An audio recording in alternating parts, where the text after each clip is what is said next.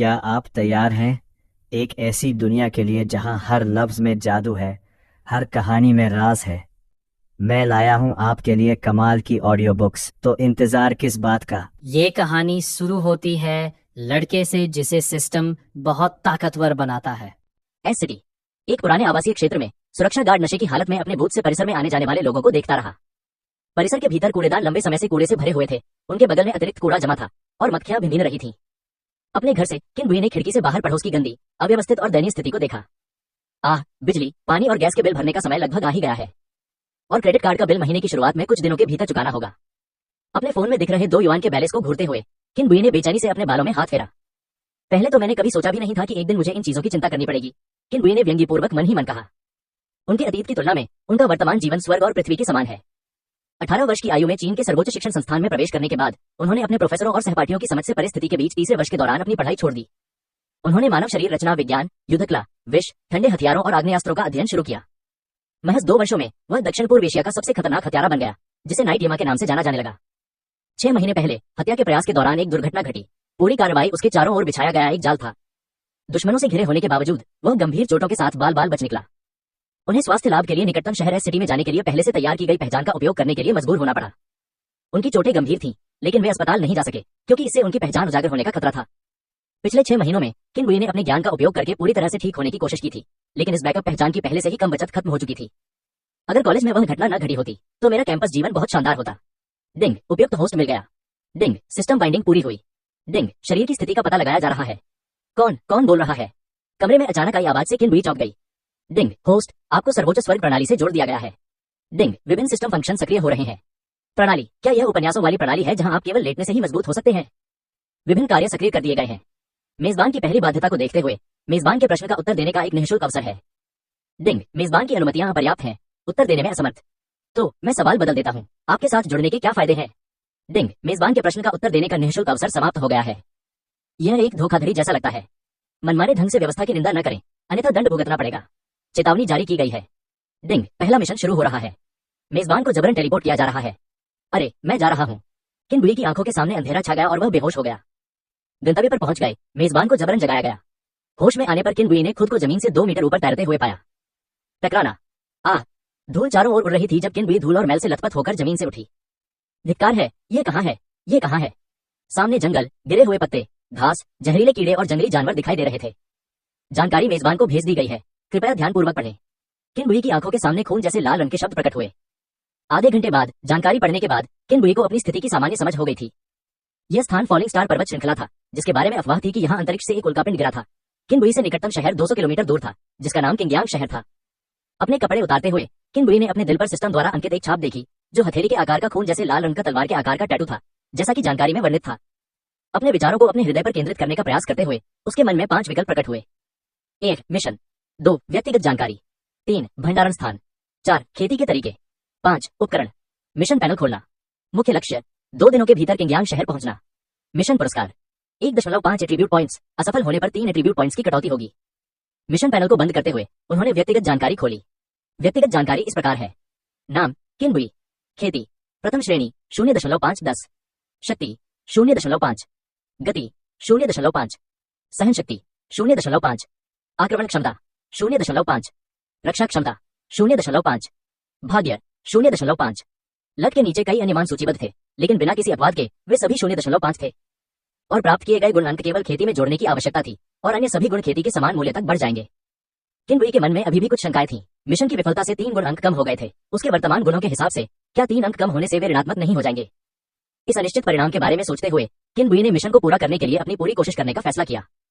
इस अपरिचित परिस्थिति में यदि गुण अंक वास्तव में नकारात्मक हो जाते हैं तो स्थिति निश्चित रूप से आशाजनक नहीं होगी। किनबुई ने कई प्रणाली संबंधी उपन्यास पढ़े थे, लेकिन जटिल और बोझल जोड़ विधियां अक्सर लोगों को चक्कर दिला देती थीं। उसने जो प्रणाली प्राप्त की उसकी जोड़ने की विधि सरल और स्पष्ट थी, जिसमें केवल खेती में कुछ जोड़ना आवश्यक था। सूचना पैनल बंद करके उसने शेष 3 विकल्पों पर क्लिक किया। भंडारण स्थान, खेती के तरीके और उपकरण सभी खाली थे। ज्यादा शिकायत किए बिना उसने अपनी मानसिकता को समायोजित किया और किनबुई सिस्टम द्वारा निर्देशित दिशा में चल पड़ा। एक दिन बाद जब किनबुई फॉलिंग स्टार पर्वत श्रृंखला से बाहर निकला तो पहाड़ों में मौजूद कांटों और अन्य पौधों से उसके शरीर पर मौजूद कपड़े बुरी तरह से फट चुके थे। आखिरकार बाहर आ ही गए। किनबुई ने अपने पीछे पहाड़ों की ओर देखा और एक लंबी सांस छोड़ी। बॉस, कोई बच निकला है। अरे तुम वो बच्चा, इधर आओ। काले कपड़े पहने 2 हटे कट्टे आदमियों ने किनबुई पर चिल्लाया। बलवान पुरुषों के हाथों में मौजूद तलवारों से निकलती ठंडी रोशनी को देखकर किनबुई ने अपने दांत पीसते हुए आगे कदम बढ़ाया। बच्चे, तुम्हारे पास जो भी कीमती सामान है सब हमें सौंप दो और हम तुम्हारे लिए एक पूरा शव छोड़ देंगे। अगर तुमने कोई भी चाल चलने की हिम्मत की तो हम तुम्हें मौत की कामना करने पर मजबूर कर देंगे। काले वस्त्र पहने उस बलवान व्यक्ति ने अपने होंठ चाटे और उसके चेहरे पर मानव जीवन को व्यर्थ समझने का भाव देखकर किनबुई का दिल निर्मम हो गया। सज्जनों, मेरे पास कोई कीमती सामान नहीं है, किनबुई ने स्पष्ट किया। बच्चे, फॉलिंग स्टार माउंटेन रेंज से आने वाले 10 में से 9 लोग यही बात कहते हैं। हम भाइयों में ज्यादा कौशल नहीं है और हम फॉलिंग स्टार पर्वत श्रृंखला में जाने का जोखिम नहीं उठाना चाहते, इसलिए हमें हत्या और लूटपाट करके अपना जीवन यापन करना पड़ता है। भाई, तुम इस बच्चे से इतनी बकवास क्यों कर रहे हो? बस इसे मार डालो और इसके पास जो कुछ भी होगा वह हमारा होगा। काले वस्त्र पहने हुए बलवान व्यक्ति ने बोलते हुए आगे कदम बढ़ाया और अपनी तेज लंबी तलवार को वार करने के लिए उठाया। डिंग, अस्थायी मिशन जारी किया गया। अस्थायी मिशन, 2 आदमियों के पीछा करने के दौरान 10 मिनट तक जीवित रहना। मिशन पुरस्कार, 1 विशेषता अंक, विफलता होने पर 2 विशेषता अंक काट दिए जाएंगे। धिक्कार है, अस्थायी मिशन को देखकर किनबुई ने अनजाने में बड़बड़ाते हुए कहा। लंबी तलवार किनबुई की गर्दन पर आ गिरी। घबराकर किनबुई लुढ़क कर दूर हट गई और घातक वार से बच गई। उसने जमीन से मुट्ठी भर रेत उठाई और उसे तलवार से हमला कर रहे बलवान व्यक्ति के चेहरे पर जोर से फेंक दिया। बच्चे, तुम मौत को दावत दे रहे हो। किनबुई जमीन से उठी, मुड़ी और वापस फॉलिंग स्टार पर्वत श्रृंखला की ओर दौड़ पड़ी। दूसरा, उसका पीछा करो। अरे यार, अगर मैंने उसे पकड़ लिया तो मैं उसे 1000 टुकड़ों में काट डालूंगा। पूरी रफ्तार से दौड़ते हुए 5 मिनट बाद किनबुई हौंकने लगी। उसके पीछे मौजूद दोनों व्यक्ति लगातार उसका पीछा कर रहे थे और अगर वह पकड़ा जाता तो उसकी निश्चित रूप से मौत हो जाती। अपनी स्मृति में मौजूद मार्ग पर भरोसा करते हुए किनबुई की गति उसके पीछे चल रहे दोनों व्यक्तियों की तुलना में थोड़ी तेज थी। कई वर्षों के प्रशिक्षण के बावजूद उसकी सहनशक्ति धीरे धीरे कम होती गई और दोनों पक्षों के बीच का अंतर कम होता चला गया। तेज दौड़ने के कारण पसीने से उसके कपड़े जल्दी ही भीग गए। हफ हफ, किनबुई ने हौंकते हुए सांस ली और जब उसने तलवार की ठंडी रोशनी के बारे में सोचा तो इस क्षण उसकी जीवित रहने की इच्छा चरम पर पहुंच गई। अरे वाह, यह बच्चा दौड़ने में इतना माहिर क्यों है? उफ, मुझे मार डालो। जब मैं उसे पकड़ लूंगा तो उसे मरने देने से पहले मुझे उसे खूब यातना देनी होगी। कई जटिल विचारों को एक तरफ रखते हुए किनबुई के मन में अब केवल एक ही विचार था, उसे 10 मिनट तक दृढ़ रहना होगा। हालांकि उसे यह नहीं पता था कि एक एट्रीब्यूट पॉइंट का क्या प्रभाव हो सकता है, लेकिन इस समय सिस्टम द्वारा दिए गए मिशन रिवॉर्ड पर अपनी उम्मीदें टिकाने के अलावा उसके पास कोई विकल्प नहीं था। उसके पैरों के नीचे की आहट तेज होती जा रही थी और उसके आसपास सब कुछ शांत हो गया था। जैसे ही किनबुई उन दोनों आदमियों के हाथों में आने ही वाली थी, सिस्टम की चेतावनी की घंटी बज उठी। डिंग, 10 मिनट बीत गए, मिशन पूरा हुआ। डिंग, मिशन के पुरस्कार जारी कर दिए गए हैं। डिंग, अस्थायी मिशन 2 सक्रिय हो गया है। मेजबान की जीवित रहने की दृढ़ इच्छा शक्ति ने उसे जीने का अवसर दिलाया है। कृपया अगले उन 2 आदमियों को मार डाले जो आपका पीछा कर रहे हैं। डिंग, अस्थायी मिशन 2 का इनाम, 1 विकास प्रकार का हथियार और अन्वेषण की आंख को अनलॉक करना। असफल होने पर 2 विशेषता अंक काटे जाएंगे। मिशन पूरा होने पर किनबुई ने तुरंत व्यक्तिगत जानकारी पैनल खोला और प्राप्त एट्रीब्यूट पॉइंट जोड़ दिए। नाम, किनबुई। खेती, प्रथम श्रेणी 1.5-10। शक्ति 1.5। गति 1.5। सहन शक्ति 1.5। आक्रमण क्षमता 1.5। रक्षा क्षमता 1.5। भाग्य 1.5। अंक जोड़ने के बाद उसके पूरे शरीर में मांसपेशियों की ताकत का एहसास हुआ और उसकी सहन शक्ति, जो लगभग खत्म होने की कगार पर थी, पूरी तरह से बहाल हो गई। किनबुई ने पीछे मुड़कर देखा और अपने पीछे चाकू लेकर उसका पीछा कर रहे 2 आदमियों को देखा। बॉस, ये बच्चा क्यों रुक गया? क्या वह अब नहीं दौड़ रहा है? वह दौड़ते दौड़ते थक गया होगा। जाओ, उसे मार डालो। मुझे लगता है कि यह बच्चा पहले से थोड़ा अलग है। एक शीर्ष हत्यारे के रूप में किनबुई के मूल शरीर के आंकड़े बहुत अच्छे थे। इस मजबूती के बाद उनके शरीर के विभिन्न मूल्य पहले की तुलना में पूरी तरह से दोगुने हो गए। जैसे जैसे दूरी कम होती गई, दोनों व्यक्तियों ने लंबी लंबी चाकुएं पकड़ रखी थी। एक ने उसके सिर पर हमला किया और दूसरे ने उसके पैरों पर। किनबुई की आंखों में तेजी से चलती हुई तलवारें बहुत धीमी हो गईं। जिस गति को मैं पहले स्पष्ट रूप से नहीं देख पा रहा था, वह अब बहुत धीमी हो गई है। मजबूत होने का यह एहसास वास्तव में बहुत अच्छा है। उसका शरीर पूरी तरह से खींचे हुए धनुष की तरह था और उसने अपनी दोनों मुट्ठियों से पूरी ताकत से उन दोनों आदमियों की छाती पर प्रहार किया। बूम! हमला पहले हुआ और दोनों पुरुषों के शरीर फटे हुए बोरों की तरह हवा में उड़ गए। क्लैंग! हमले के बाद दोनों ने जो लंबी छुरी छोड़ी थी, वे हवा में घूमने लगी। किनबुई आगे बढ़ी और लापरवाही से उनमें से एक लंबी छुरी उठा ली। चे चे! शरीर को चीरते हुए लंबे चाकू की आवाज सुनाई दी और किनबुई के चेहरे पर खून के छींटे पड़ गए। काले वस्त्र पहने उन दोनों बलवान पुरुषों को अपनी मृत्यु तक ये समझ नहीं आया कि किनबुई, जो पहले एक भेड़ की तरह बलि के बकरे की तरह थी, अचानक एक शेर में कैसे बदल गई जो लोगों को चीर-फाड़ कर रहा था। डिंग, अस्थायी मिशन 2 पूरा हुआ। मिशन के पुरस्कार जारी कर दिए गए हैं। अन्वेषण की आंख सक्रिय हो गई है। 2 लोगों को शीघ्रता से मारने के बाद किनबुई को कोई असुविधा महसूस नहीं हुई। एक हत्यारे के रूप में अपने 2 वर्षों के दौरान उसने इससे कहीं अधिक क्रूर दृश्य देखे थे। आई ऑफ एक्सप्लोरेशन के परिचय को देखकर वह तुरंत इसके कार्य को समझ गया। उसने अन्वेषण की आंख को सक्रिय किया और उसे जमीन पर पड़े एक शव की ओर लक्षित किया। नाम, काला बवंडर। खेती, प्रथम श्रेणी 0.6-10। शक्ति 0.7। गति 0.4। सहन शक्ति 0.5। आक्रमण क्षमता 0.8। रक्षा क्षमता 0.6। भाग्य 0.1। अपनी इस अन्वेषण दृष्टि से वह खुद को और अपने दुश्मन को जान सकता था और यहाँ तक कि सबसे बेहतरीन भेष को भी पहचाना जा सकता था।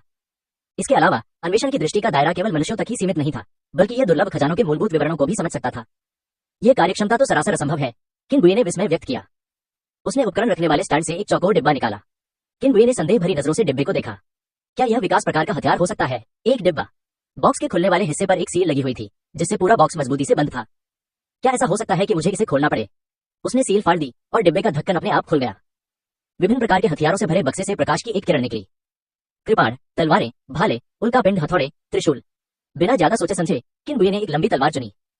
उसने प्रकाश की किरण में हाथ डाला, उसके भीतर से लंबी तलवार निकाली और उसे बाहर निकाल लिया। जीवन हत्यारा ब्लेड फर्स्ट ऑर्डर 1.5 10। आक्रमण क्षमता 1.5। परिचय। एक तीक्ष्ण तलवार जो हत्या के लिए बनी है। जीवन विनाशकारी तलवार जिससे कभी अनगिनत जीव कांपते थे। इसके सभी रहस्यों को उजागर करने के लिए आपको और भी अधिक शक्ति की आवश्यकता है। डिंग, सिस्टम ने लाइफ स्लॉटरिंग ब्लेड को होस्ट से जबरदस्ती जोड़ दिया है। डिंग, यह बंधन हटाया नहीं जा सकता। डिंग, जीवन मद करने वाली तलवार के गुण अंक मेजबान के साधना आधार के साथ साझा किए गए हैं। जबरदस्ती बांधा गया, खोला नहीं जा सकता। इसका क्या मतलब है? हो सकता है कि विकास प्रकार के सभी हथियार इसी तरह के हों। इसका हल न निकाल पाने के कारण किनबुई ने इसके बारे में सोचना ही बंद कर दिया। जीवन मद करने वाली तलवार के गुण मेरी साधना से जुड़े हुए हैं, जिसे समझना कठिन नहीं है। जब मैं अपनी साधना में सुधार करता हूँ तो जीवन मद करने वाली तलवार में भी उसके साथ सुधार होता है। क्लैंग, उसने जीवन नाशक तलवार को पकड़ा और उसे म्यान से बाहर निकाला। तलवार की मूठ ठंडी रोशनी से चमक रही थी और सबसे अजीब बात यह थी कि इस मूठ और हैंडल के जोड़ पर कोई असुबा हैंडगट नहीं था। उसने अपनी उंगली ब्लेड पर रखी और उसकी उंगली के सिरे से एक तेज चुभन महसूस हुई। अगर मेरे पास अभी ऐसी ही अच्छी तलवार होती तो भले ही मेरी ताकत में सुधार न हुआ होता, मैं उन दोनों को मार सकता था। उसके हाथ में पकड़ी हुई जीवन विनाशकारी तलवार अचानक कांपने लगी और छटपटाने लगी, मानो किनबुई के नियंत्रण से बचने की कोशिश कर रही हो। उसने अपने हाथ की ताकत बढ़ा दी और जिस क्षण तलवार सबसे हिंसक रूप से छटपटा रही थी, किनबुई के हृदय में सिस्टम छाप द्वारा निर्मित छोटी रक्तलाल तलवार ने जीवन मद करने वाली तलवार पर एक तलवार की रोशनी डाली और जीवन मद करने वाली तलवार तुरंत शांत हो गई और छटपटाना बंद कर दिया। स्थिति क्या है? क्या कोई प्रतिक्रिया हो रही है? किनबुई ने अपना पसीना पोंछा। अभी अभी जीवन विनाशकारी ब्लेड की प्रतिक्रिया को देखते हुए अगर सिस्टम इम्प्रिंट ने कार्रवाई नहीं की होती तो वह शायद इस ब्लेड को नियंत्रित करने में असमर्थ होता। उसने जीवन मद करने वाली तलवार को जमीन में गाड़ दिया। किनबुई ने काफी देर तक जीवन मद करने वाली तलवार को देखा और पाया कि उसमें कोई असामान्यता नहीं थी। जीवन नाशक तलवार, आज से मैं तुम्हारा स्वामी हूँ। यदि तुमने किसी भी प्रकार का विद्रोह किया तो मैं तुम्हें भट्टी में फेंककर पिघलाकर चूर चूर कर दूंगा। किनबुई के बोलने के बाद यह देखकर कि जीवन मद करने वाली तलवार अभी भी कोई प्रतिक्रिया नहीं दे रही है, उसने जीवन मद करने वाली तलवार को जमीन से बाहर निकाला और तेजी से किंगयांग शहर की ओर चल पड़ा। आधे दिन बाद किंगयांग शहर, जहां 10 मिलियन लोग रहते हैं। अपने सामने इस विशाल और प्राचीन शहर को देखकर किनबुई बेहद स्तब्ध रह गया। जिधर भी उसने देखा जमीन गहरे लाल रंग की मिट्टी से ढकी हुई थी और समय के क्षरण के कारण शहर की ईंटें धब्बेदार हो गई थी। करीब से देखने पर उसे शहर की दीवारों पर हमला करने वाले विभिन्न हथियारों के निशान धुंधले रूप से दिखाई देने लगे। वह जमीन पर बैठ गया और अपने हाथों से 3 फीट से अधिक गहराई तक सतह को खोदने लगा। सतह पर मिट्टी गहरे लाल रंग की थी और जितना गहरा वह खोदता गया मिट्टी का रंग उतना ही गहरा होता गया, जो अंततः काले लाल रंग का हो गया। इस पूरी भूमि को इस हालत में बदलने के लिए कितने लोगों की मौत हुई होगी और कितना खून बहा होगा। शहर के बाहर के विभिन्न दृश्यों को देखकर ऐसा प्रतीत होता है कि यह शहर सुरक्षित नहीं था, बल्कि बेहद खतरनाक हो सकता था। डिंग, मुख्य मिशन पूरा हुआ। क्वेस्ट के पुरस्कार जारी कर दिए गए हैं। जैसे ही उसने शहर के द्वार में प्रवेश किया, सिस्टम प्रॉम्प्ट की आवाज सुनाई दी। उसने व्यक्तिगत जानकारी पैनल खोला और खोज पुरस्कार के 1.5 विशेषता अंक अपने साधना आधार में जोड़ लिए। नाम किनबुई। खेती प्रथम श्रेणी 3/10। ताकत 3। गति 3। सहन शक्ति 3। आक्रमण क्षमता 3। रक्षा क्षमता 3। भाग्य 3। जीवन हत्यारा ब्लेड फर्स्ट ऑर्डर 3/10। आक्रमण क्षमता 3। विभिन्न शारीरिक आंकड़े पहले की तुलना में दोगुने हो गए थे। किनबुई अपने शरीर में हो रहे परिवर्तनों का अनुभव कर रहा था, तभी 2 आवाजें सुनाई दी। हॉल मास्टर, यही वह लड़का है जिसने ब्लैक वर्लविंड और अन्य लोगों को मारा है। अरे तुम वो बच्चा, इधर आओ। जब उसने ब्लैक वर्लविंड और इस परिचित शुरुआती पंक्ति को सुना तो किनबुई तुरंत समझ गया कि क्या हो रहा है। वर्तमान किनबुई अब वह निहत्था मेमना नहीं था जिसे फॉलिंग स्टार माउंटेन से बाहर आने पर बलि का बकरा बनाया जा सके। वह रुका और आवाज के स्रोत की ओर देखने लगा। 2 आकृतियां थीं, जिनमें से नेता एक युवक था जिसकी नाक टेढ़ी थी और आंखों के गड्ढे धंसे हुए थे। तो मेरे 9 ड्रैगन्स गैंग के लोगों को तुमने ही मारा है। बोलने वाला व्यक्ति टेढ़ी नाक वाली महिला के बगल में खड़ा एक युवक था। वह टेढ़ी नाक वाली महिला के सामने संकोची था, लेकिन जब उसने किनबुई से बात की तो उसके चेहरे पर तुरंत ही एक तिरस्कारपूर्ण भाव आ गया। डिंग, मुख्य मिशन 2, 9 ड्रैगन्स गैंग को नष्ट करो। क्वेस्ट रिवॉर्ड, द्वितीय श्रेणी की जीवन विनाशकारी कृपाण तकनीक 5 एट्रीब्यूट पॉइंट। असफल होने पर 1 एट्रीब्यूट पॉइंट काट लिया जाएगा। डिंग, साइड क्वेस्ट, 9 ड्रैगन्स गैंग के सभी हॉल मास्टर्स को मार डालो 0/7। क्वेस्ट रिवॉर्ड, मारे गए प्रत्येक हॉल मास्टर के लिए 1 एट्रीब्यूट पॉइंट मिलेगा और सभी हॉल मास्टर्स को मारने के बाद अतिरिक्त 3 एट्रीब्यूट पॉइंट मिलेंगे। असफल होने पर 1 एट्रीब्यूट पॉइंट काट लिया जाएगा। डिंग, अस्थायी कार्य, अपने सामने खड़े 2 लोगों को मार डालो। क्वेस्ट रिवॉर्ड, प्रथम श्रेणी की जीवन विनाशकारी कृपाण तकनीक 1 एट्रीब्यूट पॉइंट। असफल होने पर 1 एट्रीब्यूट पॉइंट काट लिया जाएगा। कुल 3 मिशन है, इनमें से किसी एक में भी असफल होने पर 1 एट्रीब्यूट पॉइंट काट लिया जाएगा। किनबुई इस खोज को कभी असफल नहीं होने देगा। वह अच्छी तरह जानता था कि मौजूदा स्थिति में असफलता का क्या मतलब है। अरे मैं तुमसे बात कर रहा हूँ, क्या तुमने मुझे सुना? अब आज्ञाकारी होकर घुटने टेक दो और अपनी गलती स्वीकार करो, फिर अपने हाथ पैर बांध लो और हमारे साथ चलो। किनबुई द्वारा उसे नजरअंदाज करते देख उस युवक को लगा कि वह अपनी इज्जत नहीं बचा सकता, इसलिए वह आगे बढ़ा और एक खंजर से किनबुई की आंखों में वार कर दिया। सावधान रहो, नुकीली नाक वाले ने चिल्लाकर कहा। क्या तुमने बोलना समाप्त कर दिया? यदि नहीं तो नरक में जाओ और बोलो। किनबुई के होठों के कोने पर एक खूनी मुस्कान उभर आई क्लैंग। जीवनदायिनी तलवार म्यान से बाहर निकाल ली गई। चे सिजल। इससे पहले कि वह युवक कोई प्रतिक्रिया कर पाता, जीवन विनाशकारी तलवार ने युवक की छाती पर तिरछे वार किया और तेज धार ने युवक के शरीर को 2 हिस्सों में बांट दिया। आह! युवक के मुंह से दर्द भरी चीख निकली। तुम मौत को दावत दे रहे हो। नुकीली नाक वाले ने अपनी कमर से एक कोमल तलवार निकाली और उस कोमल तलवार ने एक आत्मा सर्प की तरह किनबुई पर हमला कर दिया। किनबुई ने नरम तलवार के हमले को बगल से चकमा दिया और नुकीली नाक वाले को पेट में लात मारी, जिससे नुकीली नाक वाला 2 मीटर से अधिक दूर जा गिरा। खांसी फाउंडेशन एस्टेब्लिशमेंट के प्रारंभिक चरण की खेती। मैंने कहा था कि तुमने मेरे 9 ड्रैगन्स गैंग के लोगों को मारने की हिम्मत कैसे की? नुकीली नाक वाला व्यक्ति जमीन से उठा और बोला। समय बर्बाद किए बिना किनबुई ने जीवन विनाशकारी तलवार उठाई और उस नुकीली नाक वाले युवक को मार डाला। Clank clank clank.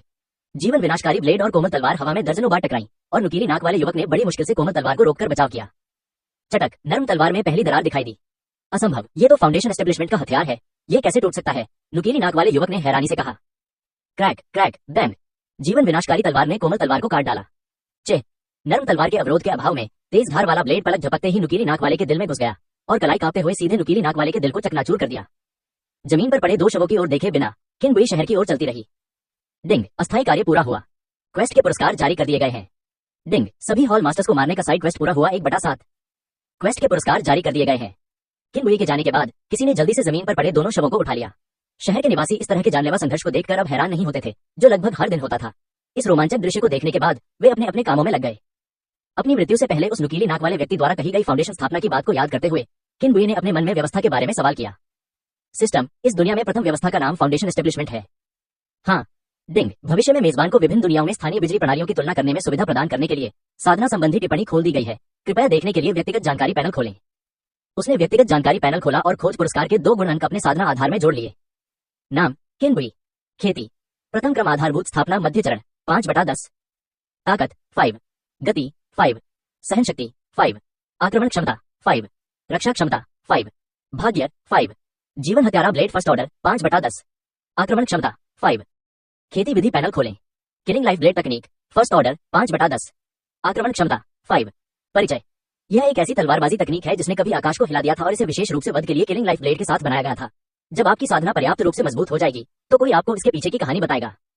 डिंग। किलिंग लाइफ ब्लेड टेक्निक के एट्रीब्यूट पॉइंट्स होस्ट की साधना के साथ साझा किए गए हैं। किसी की हत्या करने के बाद किनबुई किंगयांग शहर में बेतरतीब ढंग से घूमता हुआ प्रतीत होता था, लेकिन वास्तव में वह हमेशा अपने पीछे लगे किसी के होने से वाकिफ रहता था। निष्क्रिय होकर इंतजार करना अच्छा विकल्प नहीं था, इसलिए किनबुई ने पहल करने का फैसला किया। एक गली में टकराना। चूहे जैसी आंखों वाला एक दुबला पतला युवक इस समय किनबुई द्वारा दीवार पर सिर पटका जा रहा था। मुझे 9 ड्रैगन्स गैंग के बारे में सब कुछ बताओ। खांसी। रुको, मैं बात करूंगा, युवक ने कहा। उसका चेहरा खून और डर से सना हुआ था। किनबुई ने युवक की कही हुई बातें याद कर ली और फिर युवक का सिर दोबारा दीवार पर दे मारा।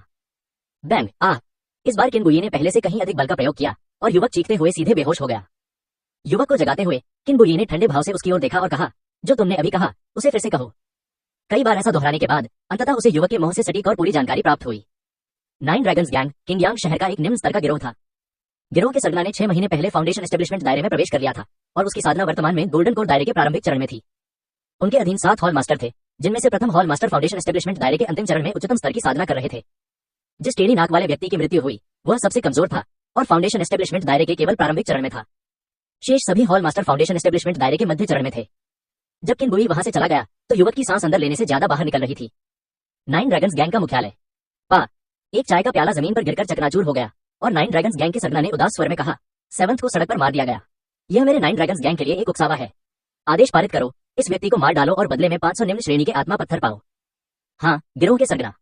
किंगयांग शहर के एक आंगन में किनबुई ने कसकर बंद आंगन के दरवाजे को देखा और उसे लात मारकर खोल दिया। एक जोरदार धमाके के साथ आंगन का दरवाजा लात मारकर खुल गया। आंगन के अंदर एक नंगे बदन वाला युवक अपने अधीनस्थों की रिपोर्ट सुन रहा था। किनबुई को अंदर आते देख युवक की आंखें सिकुड़ गईं और उसने कहा, तुम हो? मैं हूँ। क्या आप 9 ड्रैगन्स गैंग के छठे हॉल मास्टर हैं? जी हाँ, मैंने बहुत ढूंढा, लेकिन मुझे उम्मीद नहीं थी कि तुम मेरे दरवाजे पर आने की हिम्मत करोगे। देखो, छठे हॉल मास्टर ने कुछ उत्तेजित होकर कहा। क्लैंग। किनबुई तेजी से अपने प्रतिद्वंद्वी के पास पहुंचा और उसने अपनी जीवन नाशक तलवार को म्यान से बाहर निकाल लिया। चहचहाहट। तेज धार वाले ब्लेड ने छठे हॉल मास्टर की गर्दन पर वार किया, जिन्होंने अभी तक कोई प्रतिक्रिया नहीं दी थी। चारों ओर खून के छींटे पड़ गए और छठे हॉल मास्टर का सिर हवा में उछल गया। बहुत बकवास है, किनबुई ने मन ही मन टिप्पणी की। डिंग। Side quest. सभी हॉल मास्टर्स को मारे। 2/7 को पूरा हुआ। क्वेस्ट के पुरस्कार जारी कर दिए गए हैं। अपनी साधना में गुण अंक जोड़कर किनबुई मुड़ा और आंगन से बाहर चला गया। एक वेश्यालय के सामने किनबुई अंदर चली गई। अरे नौजवान साहब, आइए थोड़ा मजा करें। मुझे चुनिए युवा स्वामी, आपको पछतावा नहीं होगा। वेश्यालय की कुछ साहसी महिलाओं ने किनबुई पर शरारती निगाहें डाली और कुछ ने जानबूझकर उससे चिपके रहने की कोशिश की। निकल जाओ, किन बुई ने जानलेवा स्वर में कहा। क्लैंग। किलिंग लाइफ ब्लेड को हाथ में लेकर वह सीधे तीसरी मंजिल की ओर चल पड़ा, जो आम जनता के लिए खुली नहीं थी। श्वा श्वा कसकर बंद दरवाजे को खोलते ही कमरे के अंदर एक पुरुष और एक महिला बिना कपड़ों के एक दूसरे को गले लगाए हुए थे। आह टेंडर, महिला की चीख तीसरी मंजिल से पहली मंजिल तक गूंज उठी। आप कौन हैं, महोदय? क्या मेरा आपसे कोई झगड़ा है? उस व्यक्ति ने शांत भाव से पूछा। नौ ड्रैगन गिरोह के चौथे हॉल मास्टर मैं ही हूँ, क्या मैं पूछ सकता हूँ कि आप कौन हैं? वही व्यक्ति जो तुम्हें मार डालेगा। नरक में जाकर और सवाल पूछो, किन बुई ने ठंडे स्वर में कहा। क्लैंग क्लैंग कमरे में तलवारों की रोशनी बार बार चमक रही थी। कुछ ही राउंड के बाद कमरे में मौजूद दोनों लोग मर चुके थे। डिंग साइड क्वेस्ट, सभी हॉल मास्टर्स को मारें। 3/7 पूरा हुआ।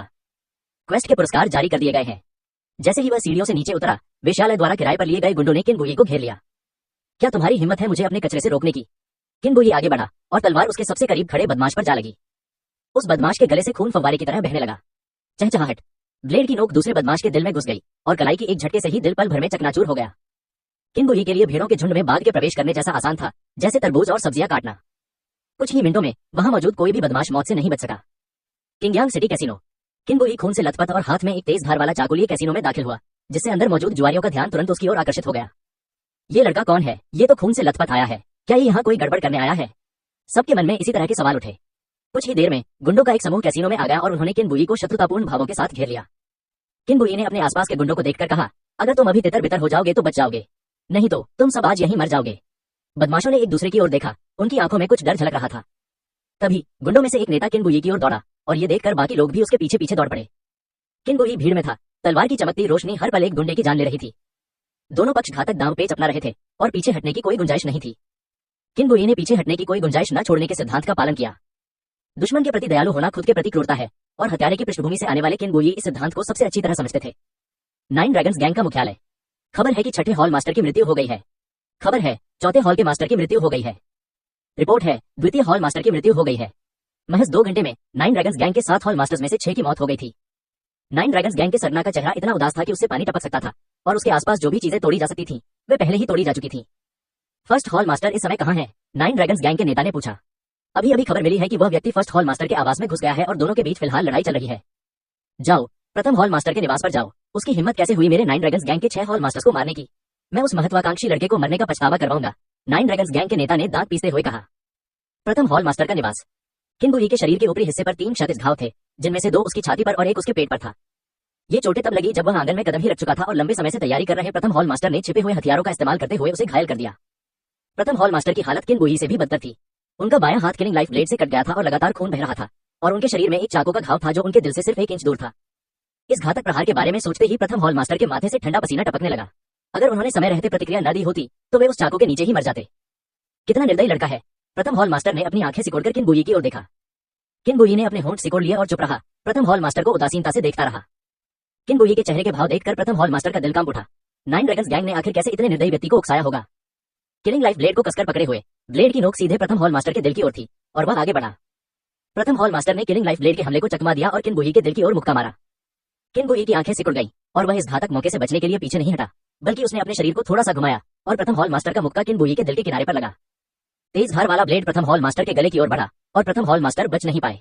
घबराहट में उन्होंने अपने एकमात्र बचे हुए हाथ से वार को रोकने की कोशिश की। चहचहाहट, आह! बची हुई एकमात्र भुजा भी काट दी गई और प्रथम हॉल मास्टर की दर्द भरी चीख सुनाई दी। बची कुची समझदारी लगातार प्रथम हॉल मास्टर को याद दिलाती रही। भागो, जल्दी भागो, ये पागल आदमी जो चोटों का बदला चोटों से लेता है, उससे लड़ा नहीं जा सकता। किन बुई को देखकर, जिसने एक ऐसे मौके को सहन किया था जो जरा सी गलती से उसके दिल को चकनाचूर कर सकता था, उसके चेहरे पर जरा भी बदलाव नहीं आया, मानो जिसे मारा गया वह स्वयं न हो। खांसी। किन बुई ने मुंह से खून थूक दिया और यह स्पष्ट था कि अभी अभी मारा गया मुक्का उतना लापरवाह नहीं था जितना सतही तौर पर लग रहा था।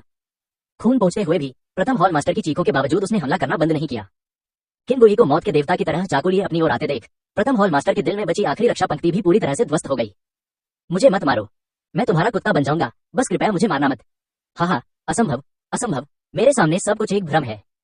प्रथम हॉल मास्टर, जिसकी आत्मा टूट चुकी थी और जो पागलपन की स्थिति में आ गया था, आंगन में रोता और हंसता रहा, लेकिन किन बुई ने इस वजह से अपनी सतर्कता कम नहीं की। चहचहाहट। तेज धार वाला ब्लेड प्रथम हॉल मास्टर के दिल में घुस गया और प्रथम हॉल मास्टर की आंखें धीरे धीरे धुंधली हो गई। इसी समय दरवाजे के बाहर से उसकी जान बख्श दो की आवाज आई।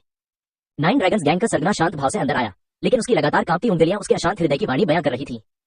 डिंग साइड क्वेस्ट। सभी हॉल मास्टर्स को मारो, पूरा हुआ। क्वेस्ट के पुरस्कार जारी कर दिए गए हैं। तो फाउंडेशन एस्टेब्लिशमेंट दायरे का समापन हो गया है, इसीलिए तो तुम इतने साहसी हो, 9 ड्रैगन्स गैंग के नेता ने दांत पीसते हुए कहा। उसके दांत किटकिटा रहे थे। किन गुई ने पहले ही उन हॉल मास्टर्स को मारने के लिए पिछले कार्य पुरस्कारों से प्राप्त गुण अंक अपनी साधना में जोड़ लिए थे। इस समय किन गुई का व्यक्तिगत सूचना पैनल। नाम किन गुई। साधना प्रथम क्रम आधार स्थापना क्षेत्र पूर्णता 10/10 सफलता प्राप्त कर सकते हैं। ताकत 10, गति 10, सहन शक्ति 10, आक्रमण क्षमता 10, रक्षा 10, भाग्य 10, killing life blade first order 10/10 भेदन क्षमता, आक्रमण क्षमता 10, किलिंग लाइफ ब्लेड तकनीक प्रथम श्रेणी 10/10 अनुवर्ती कार्रवाई का अभाव सफलता प्राप्त करने में असमर्थ, आक्रमण क्षमता 10, महान बुजुर्ग को मारने के बाद उसे एक एट्रीब्यूट पॉइंट मिला। सभी साइड मिशन पूरे करने पर 3 एट्रीब्यूट पॉइंट मिले। कुल मिलाकर 4 एट्रीब्यूट पॉइंट हैं जो अभी तक जोड़े नहीं गए हैं। अपनी साधना में चारों गुणधर्म अंक जोड़ने के बाद सफलता। मेरे शरीर से चटकने की आवाजें आ रही थी, मानो मेरे अंदर कुछ टूट रहा हो।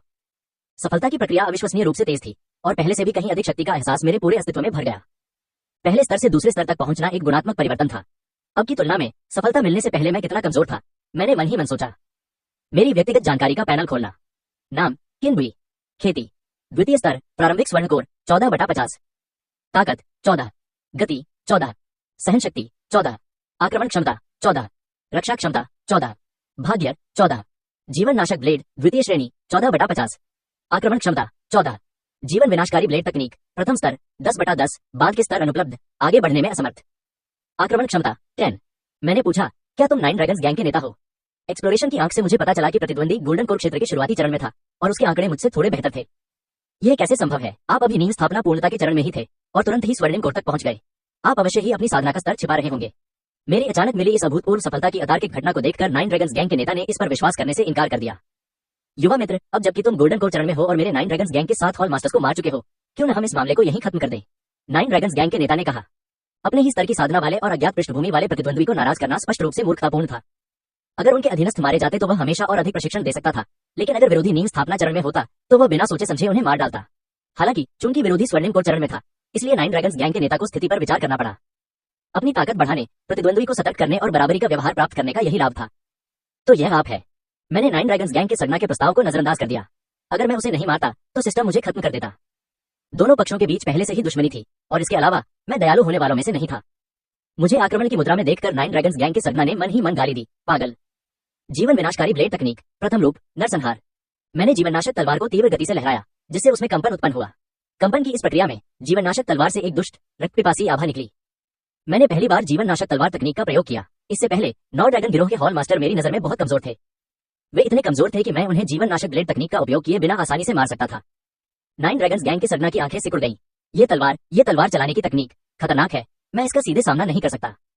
उस समय मैं एक अत्यंत खतरनाक आभा उत्सर्जित कर रहा था और 9 ड्रैगन्स गैंग के नेता को लगा कि अगर वह इस तलवार का सीधे सामना करेगा तो वह निश्चित रूप से गंभीर रूप से घायल हो जाएगा या यहाँ तक कि मारा भी जाएगा। बिना किसी झिझक के 9 ड्रैगन्स गैंग का सरगना मुड़ा और भाग गया। वह तेजी से भागा, लेकिन मैंने उससे भी तेज गति से उसका पीछा किया।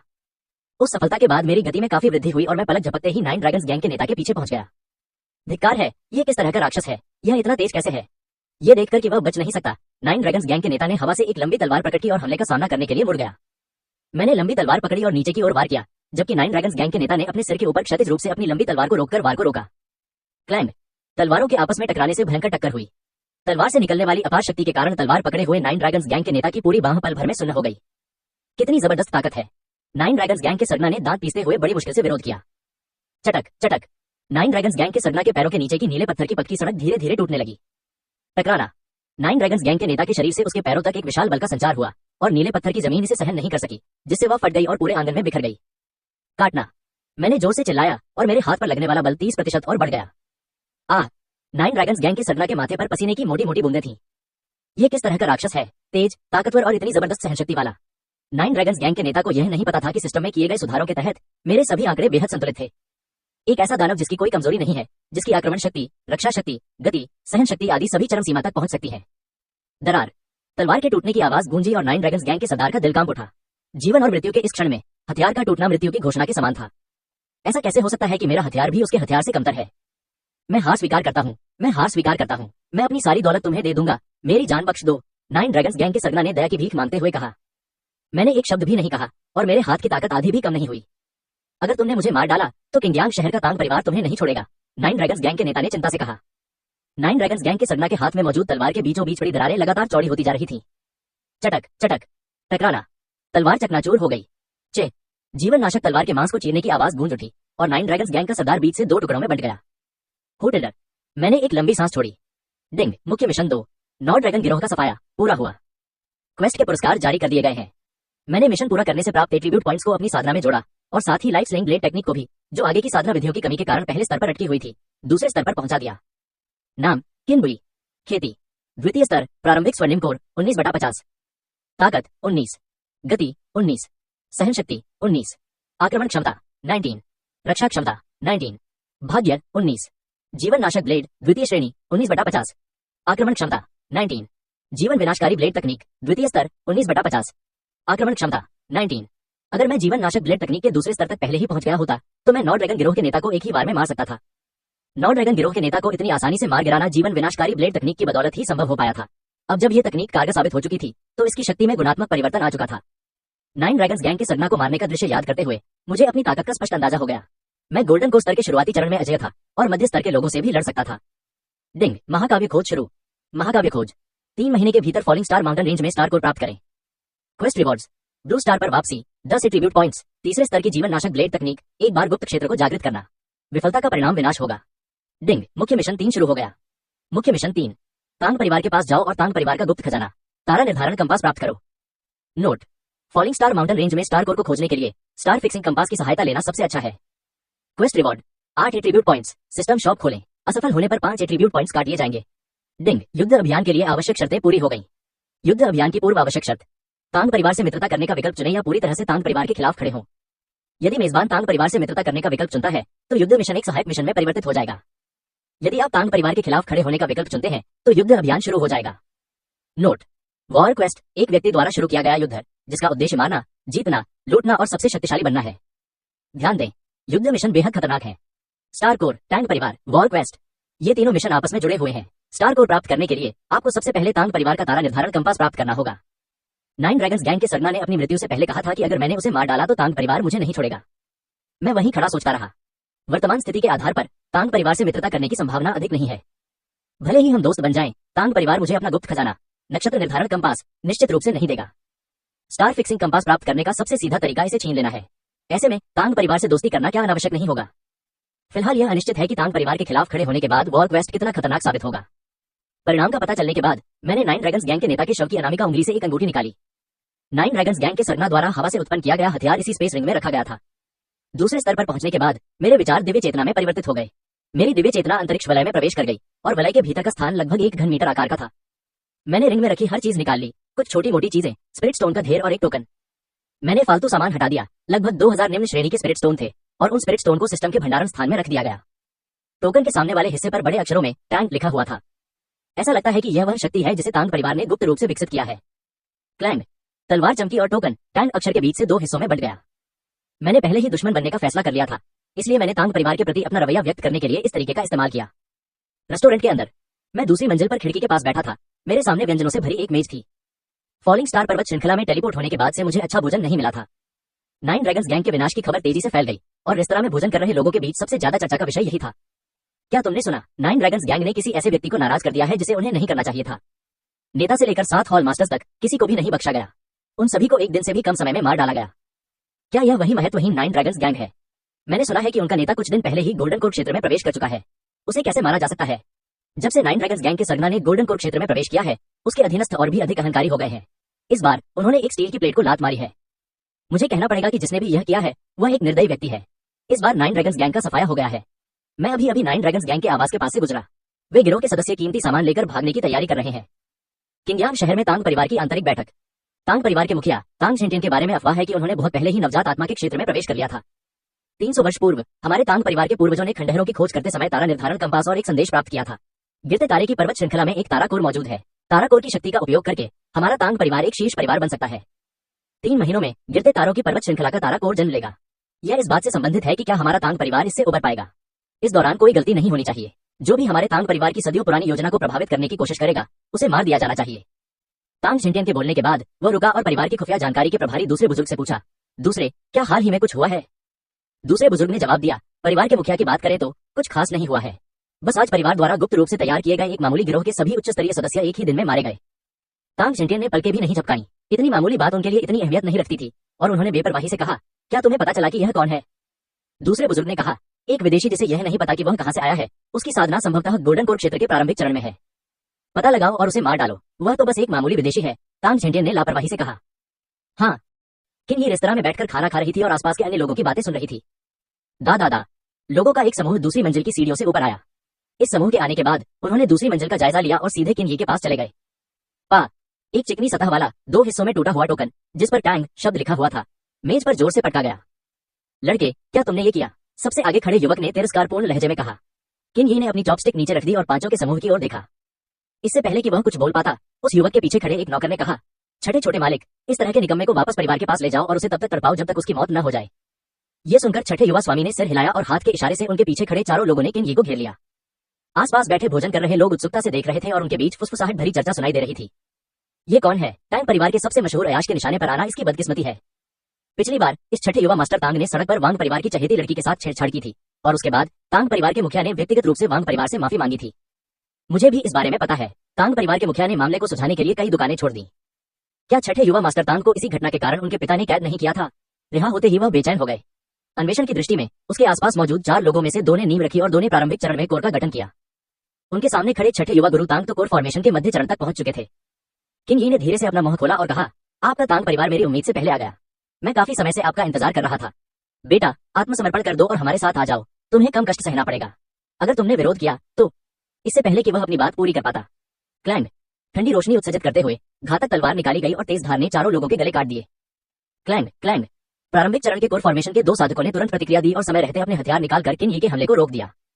जिन 2 साधकों की साधना केवल आधारभूत स्तर पर थी, वे इतने भाग्यशाली नहीं थे और उनके गले से फव्वारे की तरह खून बहने लगा। लड़के, मेरी आंखों के सामने लोगों को मारने की तुम्हारी हिम्मत कैसे हुई? छठे युवा गुरु तांग ने आश्चर्य और गुस्से भरे स्वर में कहा। किन ने छठे युवा मास्टर तांग के शब्द सुने और उसकी शांत निगाहें छठे युवा मास्टर तांग की ओर टिक गईं। Bank teller. छठे युवा मास्टर तांग किन की निगाहों से अकारण ही भयभीत हो गए और फिर उन्हें याद आया कि उनके पिता ने जबरदस्ती गोलियों के जरिए उनकी साधना को कोर फॉर्मेशन के मध्य चरण तक बढ़ाया था। उसके खाली दिल में अचानक कुछ आत्मविश्वास जागा और उसने खुद को एक गंभीर मुद्रा में दिखाने के लिए मजबूर किया और कहा, आज तुम्हारी मृत्यु तिथि है। किन ने शांत स्वर में कहा, तुम बहुत ज्यादा बकवास करते हो। हत्या की तलवार तकनीक नरसंहार। घातक ब्लेड तेज गति से कंपन कर रहा था और ब्लेड से एक दुष्ट रक्त पिपासु आभा निकल रही थी। सावधान रहो, छठे युवा मास्टर तांग ने याद दिलाया। बैंग बैंग 2 सिर कटी लाशें जमीन पर गिर पड़ी। हमले से लेकर अब तक बस कुछ ही शब्द बोले गए और छठे युवा गुरु तांग द्वारा लाए गए चारों लोग मारे गए। लड़ाई इतनी तेजी से हुई कि कई भोजन करने वालों को समझ ही नहीं आया कि क्या हुआ और उन्हें खून की तेज गंध आ रही थी। ये कौन है? इसकी हिम्मत कैसे हुई तांग परिवार के लोगों को मारने की? मैं उसे पहचानता हूँ। वह वही निर्दयी व्यक्ति है जिसने पहले 9 ड्रैगन्स गैंग का सफाया किया था। 9 ड्रैगन्स गैंग की तुलना तांग परिवार से कैसे की जा सकती है? वह बड़ी मुसीबत में फंस गया है। निश्चित रूप से ऐसे लोग मानसिक रूप से असामान्य होते हैं। हमें उससे दूर रहना होगा। शोरगुल का किन यी पर कोई असर नहीं पड़ा। किन यी ने चाकू पर लगे खून को झाड़ दिया और चाकू की नोक सीधे छठे युवा मास्टर तांग की ओर कर दी। उसने भावहीन स्वर में कहा, वे मर चुके हैं, अब तुम्हारी बारी है। छठे युवा मास्टर तांग की चीख निकल पड़ी। एक रंगीन मिजाज लड़के के रूप में वह बचपन से ही एक ग्रीन हाउस में पला बड़ा था। उसने पहले कभी ऐसा भयावह और खूनी दृश्य नहीं देखा था। स्पष्टतः किन यी द्वारा लोगों को मारने का सरल, क्रूर और रक्तरंजित तरीका देखकर छठे युवा मास्टर तांग का दिल बुरी तरह भयभीत हो गया था। मत आओ, इधर मत आओ। छठे युवा मास्टर तांग ने कांपते हुए अंतरिक्ष वलय से अपना हथियार, एक कटार, निकाला। उसके हाथ में पकड़ी कटार कांप रही थी और छठे युवा मास्टर तांग धीरे धीरे उसके पीछे हट गए, ठीक वैसे ही जैसे कोई युवती किसी के द्वारा धमकाई जा रही हो। किन यी ने अपने सामने इतने असहनीय व्यवहार कर रहे छठे युवा मास्टर तांग को देखा और अपना सिर हिलाए बिना नहीं रह सका और कहा, कितनी बर्बादी है। अगले ही पल तलवार छठे युवा गुरु तांग के हृदय में घुस गई और कांपते हुए हृदय को चकनाचूर कर दिया। घातक तलवार को वापस खींचते ही छठे युवा गुरु तांग का शरीर जमीन पर गिर पड़ा। अपनी मृत्यु से ठीक पहले उन्हें समझ नहीं आ रहा था कि ऐसा क्यों हुआ। जो व्यक्ति मूल रूप से नजरबंद था, उसने दूसरे एल्डर से अनुरोध किया कि जब उसे पता चला कि कोई तांग परिवार को उकसा रहा है और दूसरा पक्ष कोर फॉर्मेशन का साधक है, तो वह अपनी गलतियों का प्रायश्चित कर सके। उसकी कल्पना में यह एक बहुत ही आसान काम था और उसकी साधना शक्ति पर्याप्त से अधिक थी, लेकिन फिर भी उसकी मृत्यु क्यों हुई? डिंग, मेजबान तांग परिवार के प्रति पूरी तरह से शत्रुतापूर्ण है और युद्ध मिशन शुरू हो गया है। युद्ध मिशन, बाहरी बल का सहारा लिए बिना 3 महीने के भीतर तांग परिवार को नष्ट करो। मिशन पुरस्कार, तांग परिवार के प्रत्येक महत्वपूर्ण व्यक्ति को मारने पर 5 विशेषता अंक मिलेंगे। तांग परिवार को नष्ट करने पर 20 सिस्टम मॉल अंक और एक प्रारंभिक स्तर का स्वर्गीय निर्जन शरीर मिलेगा। नोट, यदि कोई एक व्यक्ति लोगों के समूह के विरुद्ध युद्ध छेड़े तो शत्रु भय से कांप उठेगा। किन यी ने चारों ओर नजर डाली और भोजन कर रहे लोगों की निगाहें हटती देख वह बिना कुछ कहे सीढ़ियों से नीचे उतर गया। वेटर ने अपना सिर नीचे झुकाया और अस्वाभाविक भाव से अपने पैरों की ओर देखने लगा। कितने स्पिरिट स्टोन? किन यी ने आगे बढ़कर पूछा। क्या? किन यी को आते देख वेटर चौंक गया। इस खाने का कितना दाम है? 5 घटिया किस्म के स्पिरिट स्टोन, वेटर ने धीमी आवाज में कहा। सौभाग्यवश किन यी की शक्ति में सुधार के साथ साथ उसकी सुनने की क्षमता भी बढ़ गई, अन्यथा वह इसे सुन नहीं पाता। उसने गोदाम से 5 स्पिरिट स्टोन निकाले और उन्हें वेटर को सौंपते हुए रेस्तरां से बाहर निकल गया। किन यी के जाने के बाद भोजन कर रहे सभी लोगों ने राहत की सांस ली। यह आदमी दयालु नहीं है। अभी अभी दूसरी मंजिल पर जो कुछ हुआ वह सब जानते हैं, और कोई भी इस निर्दयी व्यक्ति को उकसाना नहीं चाहता जिसने तांग परिवार के छठे युवा स्वामी की हत्या करने की हिम्मत की। यह पागल सचमुच छठे युवा मास्टर तांग की हत्या करने की हिम्मत करता है। तांग परिवार को नाराज करने पर मुझे यकीन है कि यह बच्चा कल तक जीवित नहीं रहेगा। कल मुझे लगता है कि वह 1 घंटे भी जीवित नहीं रहेगा। वेटर ने दुकानदार से हकलाते हुए कहा, दुकानदार जी, ऊपर क्या है?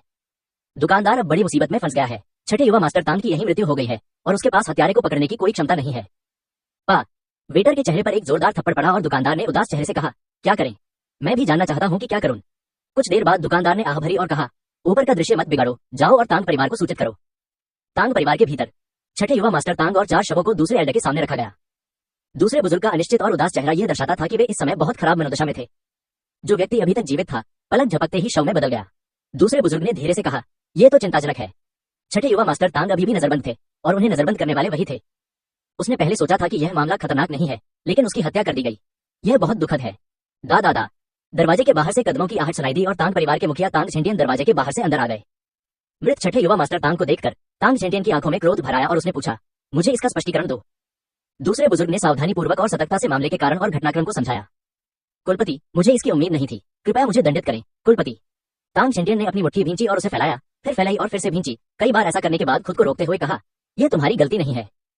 तांग झेंटियन के मन में अपने इस अयाश बेटे के लिए अलग ही भावनाएं हैं, जो उनकी सबसे प्रिय उपपत्नी से पैदा हुआ था, जिसकी पहले ही मृत्यु हो चुकी थी। कुलपति, अब आगे क्या करें? दूसरे बुजुर्ग ने सावधानी से पूछा।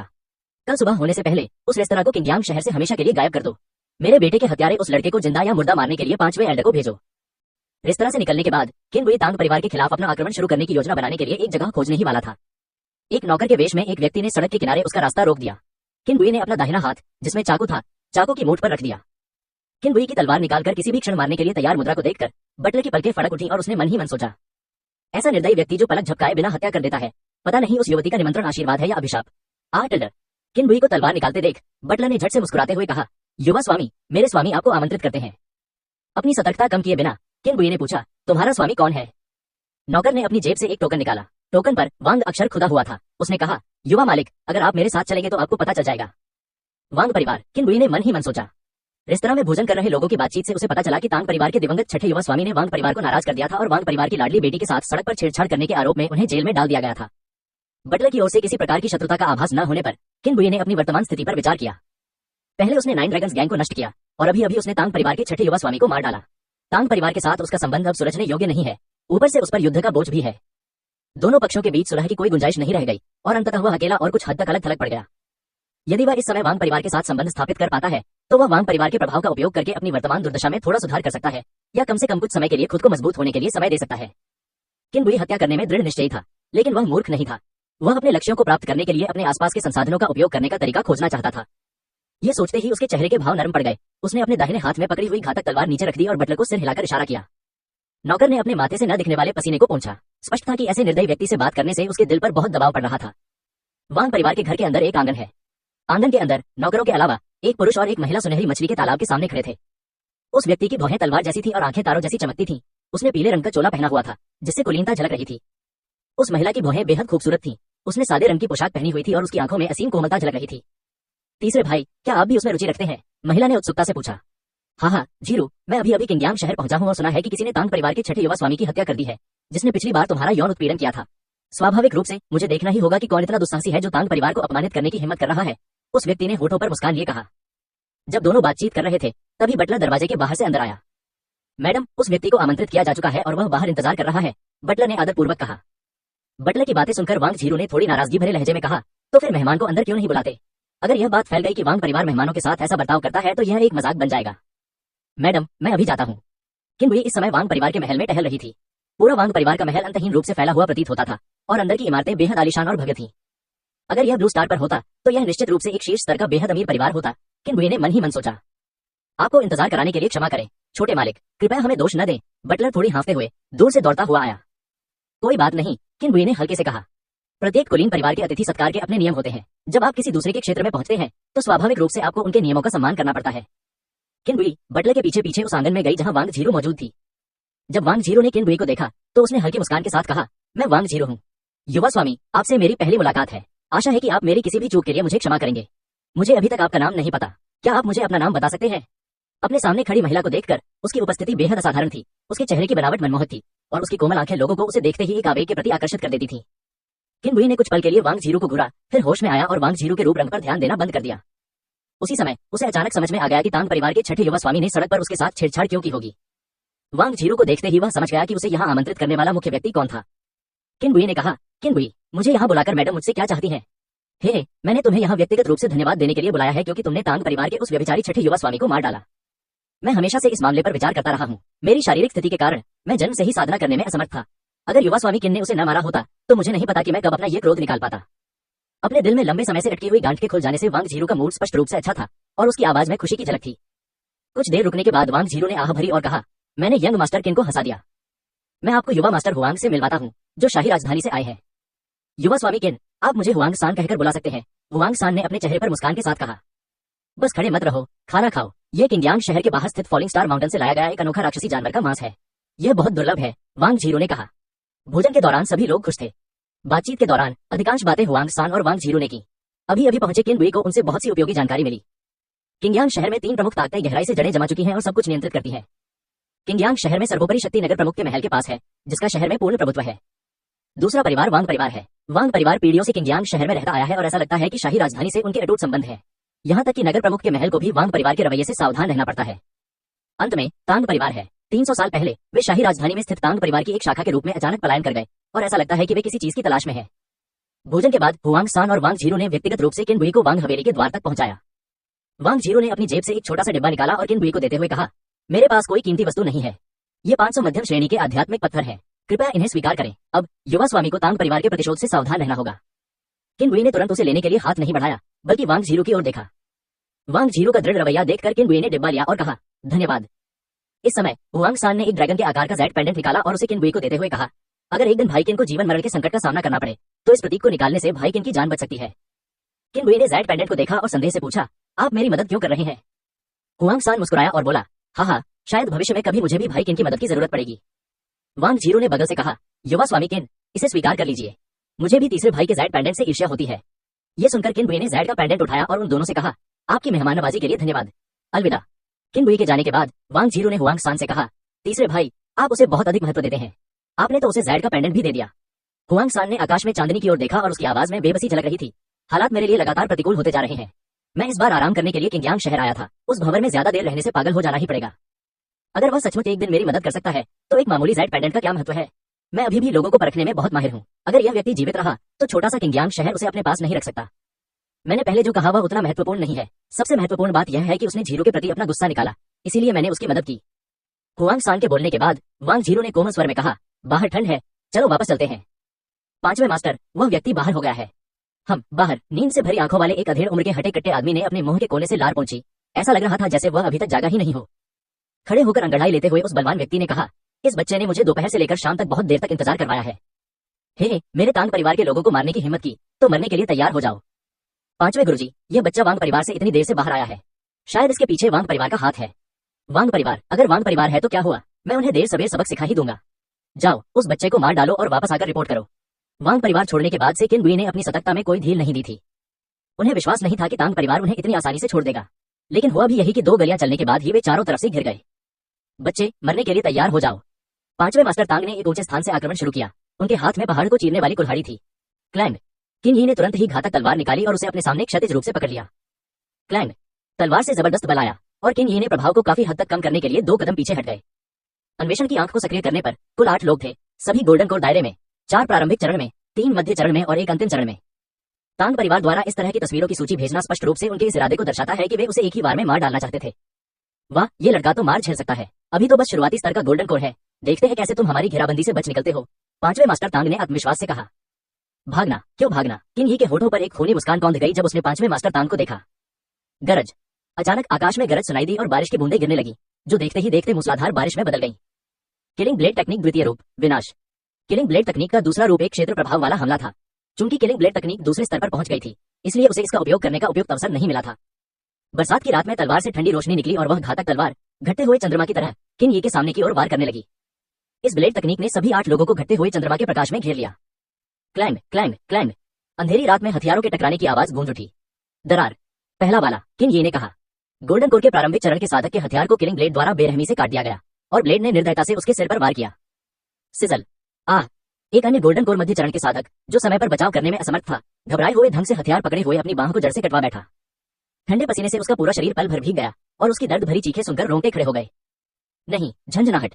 एक अन्य स्वर्ण कोर साधना के प्रारंभिक चरण के साधक की रक्षा को किन यी ने घातक तलवार से तोड़ दिया। तलवार की नोक उसके हृदय में घुस गई और उसके कंपन से वह तुरंत चकनाचूर हो गया। दूसरा वाला, किन यी ने भावहीन स्वर में कहा। क्लैंग। अपने सामने खड़े गोल्डन कोर के प्रारंभिक चरण के साधक के हथियार को रोकते हुए किलिंग ब्लेड ने गोल्डन कोर के प्रारंभिक चरण के साधक के शरीर को ऊपर से नीचे तक तिरछे 2 भागों में विभाजित कर दिया। तीसरा वाला, खटाका खटाका। हमलों के एक दौर के बाद 8 गोल्डन कोर दायरे के साधकों में से 3 मारे गए, एक गंभीर रूप से घायल हो गया और 5वें मास्टर तांग को छोड़कर शेष 3 भी घायल हो गए। बच्चे, मैं तुम्हें मरा हुआ देखना चाहता हूँ, 5वें मास्टर तांग ने अपने सामने पड़े 3 शवों को देखते हुए कहा, जिनका सीना मानो आग के गोले की तरह जल रहा था। पर्वत विभाजित कुल्हाड़ी तेजी से किन यी की ओर गिरी। इस बार किन यी ने सीधे मुकाबले का विकल्प नहीं चुना, बल्कि चतुराई से उस कुल्हाड़ी को मोड़ दिया। 5वें मास्टर तांग को दरकिनार करते हुए उसने बचे हुए 4 लोगों पर हमलों का दूसरा दौर शुरू किया। बच्चे, अगर तुम मर्द हो तो मेरा डटकर सामना करो, भागो मत, 5वें मास्टर तांग ने चिढ़कर कहा। किन यी ने 5वें मास्टर तांग को ठंडी निगाहों से देखा और 2 शब्द फूंकते हुए बोले, बेवकूफ। तुम। बच्चे, कसम से अगर मैंने तुम्हें नहीं मारा तो मैं इंसान नहीं रहूंगा। 5वें मास्टर तांग की गुस्से भरी आवाज पूरी गली में गूंज उठी। किलिंग ब्लेड टेक्निक, नरसंहार। किलिंग ब्लेड तेज गति से कंपन कर रहा था और किन यी का पहला निशाना गंभीर रूप से घायल गोल्डन कोर मध्य चरण का साधक था। क्लैंग। गोल्डन कोर के मध्य चरण के साधक ने बड़ी मुश्किल से इसे रोका। अपने सामने दानव जैसे दिखने वाले किन यी को देखकर उसकी मानसिक सुरक्षा चकनाचूर हो गई और वह भय से चिल्ला उठा, 5वें स्वामी, मुझे बचाओ, मुझे बचाओ। उसके बोलने की अवधि पूरी होने से पहले ही उसका सिर जमीन पर गिर गया। किन यी ने अपना सिर घुमाकर 5वें मास्टर तांग से व्यंग्यपूर्वक कहा, चौथे वाले। घृणित घृणित। गति 5वें मास्टर तांग की खासियत नहीं थी, बल्कि यही उनकी कमजोरी थी। पीछे न रह जाने के कारण वे केवल किन यी को अपने सामने लोगों को मारते हुए देख सकते थे। हत्यारा ब्लेड तकनीक, विनाश। किलिंग ब्लेड के घटते हुए चंद्रमा के समान हमले ने किन यी के सामने खड़े तीनों लोगों को अपनी चपेट में ले लिया। अरे, मैं संतुष्ट नहीं हूँ। सिजल। 5वां वाला। तलवार ने वार किया और गले से फव्वारे की तरह खून बहने लगा। मत आओ, इधर मत आओ। सिजल। 6ठा वाला। घातक तलवार ने प्रतिद्वंद्वी के हृदय को भेद दिया और तलवार के कंपन ने उसे चकनाचूर कर दिया। 5वें गुरु, मुझे बचाओ, 5वें गुरु, मुझे बचाओ, नहीं, मुझे मत मारो। सिजल। 7वां वाला। किन यी ने अपने सामने मौजूद आखिरी व्यक्ति को मार डाला और तलवार से खून झाड़ दिया। पीछे मुड़कर उसने तलवार की नोक सीधे 5वें मास्टर तांग की ओर करते हुए कहा, वे सब मर चुके हैं, अब तुम्हारी बारी है। खून की तेज गंध पूरी गली में फैल गई और 5वें मास्टर तांग ने लाल आंखों से कहा, बच्चे, मैं तुम्हें तड़पा तड़पा कर मार डालूंगा। क्लैंग। किन यी के पैर की उंगलियां जमीन से उठी और वह तेजी से 5वें मास्टर तांग की ओर बढ़ गया। क्लैंग। पहला हमला नाकाम कर दिया गया और किन यी को इस पर जरा भी हैरानी नहीं हुई। यदि 5वें मास्टर तांग, जो गोल्डन कोर दायरे के अंतिम चरण के साधक हैं, के पास यह क्षमता नहीं होती तो यह आश्चर्यजनक होता। किलिंग ब्लेड टेक्निक, नरसंहार। तलवार की नोक सीधे 5वें मास्टर तांग के दिल की ओर थी और पर्वत विभाजन कुल्हाड़ी 5वें मास्टर तांग की छाती के सामने क्षैतिज रूप से रखी हुई थी। हवा में मौजूद घातक ब्लेड ने अचानक दिशा बदल दी और 5वें मास्टर तांग के गुप्तांग की ओर वार किया। 5वें मास्टर तांग को इस स्थिति की उम्मीद नहीं थी और वे तेजी से कुछ कदम पीछे हट गए, जिससे वे बाल बाल हमले से बच गए। कितनी घटिया चाल है, बच्चे, क्या तुम्हें बस यही छल कपट आता है, 5वें मास्टर तांग चिल्लाए। किन यी ने कुछ नहीं कहा और चुपचाप 5वें मास्टर तांग को देखता रहा। 5वें मास्टर तांग ने किन यी की आंखों से 2 शब्द पढ़े, बेवकूफ। मुझे बहुत गुस्सा आ रहा है, बच्चे, मैं तुझे टुकड़े टुकड़े कर दूंगा। पहाड़ चीरने वाली कुल्हाड़ी, पहाड़ चीर दो। पहले से ही खौफनाक पर्वत विभाजन कुल्हाड़ी अब एक अलग ही स्तर पर पहुंच गई थी, जिसने किन यी को अपने भीतर समा लिया था। पर्वत को चीरने वाली कुल्हाड़ी तेजी से नीचे गिरी और किन यी के पास इससे बचने का कोई रास्ता नहीं था। किलिंग ब्लेड टेक्निक, नरसंहार। किलिंग ब्लेड टेक्निक, नरसंहार। किलिंग ब्लेड टेक्निक, नरसंहार। थोड़े समय के अंतराल में लगातार 3 बार किलिंग ब्लेड तकनीक का उपयोग करने से किन यी का चेहरा पीला पड़ गया। Clang, clang, clang. तेज गति से कंपन करने वाले किलिंग ब्लेड ने माउंटेन स्प्लिटिंग एक्स के मध्य भाग पर लगातार 3 बार सटीक हमला किया। पर्वत विभाजन कुल्हाड़ी, जो किन यी की ओर वार कर रही थी, ने जबरन अपना आक्रमण मार्ग बदल दिया और भयंकर हवा के दबाव के साथ पर्वत विभाजन कुल्हाड़ी किन यी के शरीर को छूते हुए जमीन की ओर जा गिरी। टकराना। धूल और कंकड़ चारों ओर बिखर गए और किन यी के बगल में लगभग 10 फीट गहरा एक बड़ा गड्ढा दिखाई दिया। 5वें गुरु तांग द्वारा पहाड़ को चीरने वाली कुल्हाड़ी को गड्ढे से बाहर निकालने में लगे समय का फायदा उठाते हुए किन यी ने हमला कर दिया। किलिंग ब्लेड टेक्निक, नरसंहार। तेज धार वाला ब्लेड 5वें मास्टर तांग के गले की ओर बढ़ा। 5वें मास्टर तांग अब अपने हाथ में मौजूद पर्वत विभाजन कुल्हाड़ी को गिराकर किसी भी तरह चोट से बचना चाहते थे, लेकिन इतने भयंकर युद्ध में अपना हथियार खोना अपनी मृत्यु की घोषणा करने के समान था। असहाय होकर 5वें मास्टर तांग ने गुस्से में दहाड़ मारी और अपने शरीर को होने वाले नुकसान को कम करने के लिए जितना संभव हो सके महत्वपूर्ण बिंदुओं से बचने की कोशिश की। सिजल। घातक तलवार ने 5वें मास्टर तांग की पीठ पर वार किया, जिससे एक गहरा घाव हो गया और हड्डी दिखाई देने लगी। फुफकार। दर्द 5वें मास्टर तांग के दिमाग तक पहुंचा, जिससे उन्होंने अपने दांत पीस लिए। किलिंग ब्लेड टेक्निक, नरसंहार। इस वजह से किन यी का आक्रमण नहीं रुका। दुश्मन को सांस लेने का समय देना आत्महत्या के समान था। 5वें मास्टर तांग ने पर्वत विभाजन कुल्हाड़ी निकाली और किन यी से लड़ना शुरू कर दिया। खटाका खटाका, सिजल सिजल। 1 दर्जन से अधिक राउंड के बाद 5वें मास्टर तांग की छाती पर एक ऐसा घाव दिखाई दिया जो सीने को भेदता हुआ निकला। किन ये की पीठ पर कुल्हाड़ी के 3 घावों से बेकाबू होकर खून बह रहा था। पहाड़ चीरने वाली कुल्हाड़ी, स्वीप। 5वें मास्टर तांग ने आक्रमण शुरू करने में नेतृत्व किया और विशाल पर्वत विभाजन कुल्हाड़ी किन ये के सामने से गुजरी। वूश टिल्डर। पर्वत विभाजन कुल्हाड़ी से उत्पन्न हवा की आवाज किन ये के कान के पास से बाल बाल गुजरी। अपने कान के पास गिरते बालों की लटों को देखते हुए किन ये के चेहरे के भाव में कोई बदलाव नहीं आया। जब 5वें मास्टर तांग की आक्रमण शक्ति समाप्त नहीं हुई थी तब उन्होंने किलिंग ब्लेड को पकड़ा और आगे की ओर झुक गए। सिजल। घातक तलवार ने 5वें मास्टर तांग के कंधे को भेद दिया। मृत्यु के कगार पर चल रही उस भयंकर लड़ाई में जरा सी भी लापरवाही से मौत हो सकती थी। इस भावना ने किन ये की इंद्रियों को उत्तेजित कर दिया। गड़गड़ाहट। आकाश में गरज सुनाई दी और बिजली की चमक चांदी के ड्रैगन की तरह आकाश में नाचने लगी। जिस बात पर किसी का ध्यान नहीं गया वह ये थी कि बर्फ से सफेद रंग के किलिंग ब्लेड के केंद्र में एक काला लाल रंग प्रकट हुआ जो धीरे धीरे आसपास के क्षेत्र में फैलने लगा। किन ये की आंखों की पुतलियों की गहराई में एक काला लाल रंग भी दिखाई दिया और उसके होठों के कोने पर एक खूनी और पागलपन भरी मुस्कान उभर आई। अब उसके मन में केवल एक ही विचार था, अपने प्रतिद्वंदी को मार डालना। किलिंग ब्लेड टेक्निक, नरसंहार। क्लैंग। पर्वत विभाजन कुल्हाड़ी द्वारा हमले को रोके जाने के बाद किन ये ने उन्मत्त होकर हमला करना शुरू कर दिया। किलिंग ब्लेड टेक्निक, नरसंहार। नरसंहार, नरसंहार, नरसंहार। Clang, clang, clang. 5वें मास्टर तांग अब बचाव करते करते थक चुके थे और मन ही मन बड़बड़ा रहे थे। धिक्कार है, क्या यह लड़का पागल है? इसे इतनी ताकत कहां से मिली? Clang, clang, clang. किन ये का हर हमला बेहद भारी और उसकी आवृत्ति बेहद तेज थी। 5वें मास्टर तांग की बाहें सुन्न हो गई थीं। Clang, clang. सुन्न पड़ चुकी भुजाएं अब पर्वत विभाजन कुल्हाड़ी को थाम नहीं पा रही थी और घातक ब्लेड द्वारा लगाए गए जबरदस्त बल से पर्वत विभाजन कुल्हाड़ी दूर जा गिरी। सिजल। अगले ही पल तलवार ने 5वें मास्टर तांग के गले पर वार किया। टकराना। शव जमीन पर गिर गया और बारिश के पानी में मिला हुआ खून जमीन पर बहने लगा। 5वें मास्टर तांग की मृत्यु के बाद किन ये धीरे धीरे अपनी उस पागलपन भरी रक्तपिपासा से बाहर आया और उसने राहत की एक लंबी सांस ली। किलिंग ब्लेड जो आंशिक रूप से काले और लाल रंग में परिवर्तित हो गया था किन ये के जागने पर चुपचाप अपने मूल रूप में लौट आया। किन ये की पुतलियां जो आंशिक रूप से काले और लाल रंग में परिवर्तित हो गई थी धीरे धीरे सामान्य हो गई। डिंग। तांग परिवार के महत्वपूर्ण व्यक्ति 5वें मास्टर तांग को मार गिराया गया। 5 गुण अंक का पुरस्कार जारी किया गया है। किन ये ने अपने साधना कार्य में प्राप्त 5 गुण अंक जोड़े और अपना व्यक्तिगत सूचना पैनल खोला। नाम किन ये। संवर्धन द्वितीय क्रम स्वर्ण कोर मध्य चरण 24/50। संख्या 24। गति 24। सहन शक्ति 24। आक्रमण क्षमता 24। रक्षा क्षमता 24। भाग्य 24। Killing blade second order 24/50। आक्रमण क्षमता 24। किलिंग ब्लेड टेक्निक द्वितीय श्रेणी 24/50। आक्रमण क्षमता 24। 8 गोल्डन कोर दायरे के साधकों के स्थानिक छल्ले और 5वें मास्टर तांग की पर्वत विखंडन कुल्हाड़ी को जमीन से उठाने के बाद किन ये घटनास्थल से चला गया। किन ये के जाने के बाद सड़क के बीचों बीच से एक आकृति उभरी। अगर किन ये यहाँ होता तो वह उसे निश्चित रूप से हुआंग सांग के रूप में पहचान लेता जिसने अभी अभी उसके साथ रात का खाना खाया था। ताली बजाओ, ताली बजाओ। हुआंग सांग ने ताली बजाई। शानदार, सचमुच शानदार। लेकिन अंत में वो क्या था, उस जानलेवा इरादे से तो मुझे भी सावधान रहना होगा। लगता है भाई किन के पास कई रहस्य हैं। हुआंग सांग ने शरारती भाव से उस दिशा में देखा जिधर किन ये गया था और मन ही मन कुछ बुदबुदाया। तांग परिवार के भीतर दूसरे वरिष्ठ ने अपने अधीनस्थ की रिपोर्ट सुनी और अपने सामने अलग अलग मृत्यु मुद्राओं में पड़े 8 शवों को देखा। टकराना। उसके दिल में उमड़ रहे गुस्से को अब वह काबू में नहीं रख सका और उसने अपने पास रखा फूलदान उठाया और उसे जोर से जमीन पर पटक कर तोड़ दिया। बेकार, सब बेकार, बेकार की चीजें जो गोल्डन कोर अर्ली स्टेज के साधक को भी नहीं मार सकती। दूसरे एल्डर ने झुंझलाहट में कहा। तांग झेंटियन उदास चेहरे के साथ बाहर से अंदर आया, जमीन पर पड़े शवों को देखा और स्पष्ट स्वर में बोला, 5वें गुरु भी मर चुके हैं। दूसरे बुजुर्ग ने तांग झेंटियन का रूप देखा और उनका शरीर अनजाने में कांप उठा। परिवार के मुखिया को रिपोर्ट कर रहा हूँ, मर गया। ओह, मैं समझा।